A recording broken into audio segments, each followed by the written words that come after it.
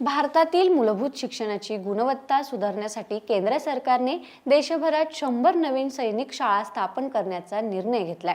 सरकारचे हे पाऊल देशाच्या सर्वांगीण विकासाला हातभार लावणार आहे, अशी घोषणा संरक्षण मंत्री राजनाथ सिंह यांनी केली आहे। केरळमधील अलापुझा येथील विद्याधीर राज सैनिक शाळेच्या 47व्या वार्षिक दिना समारंभात बोलताना ते म्हणाले की केंद्र सरकारने सैनिक शाळांमध्ये मुलींच्या प्रवेशाचा मार्गही मोकळा केलाय।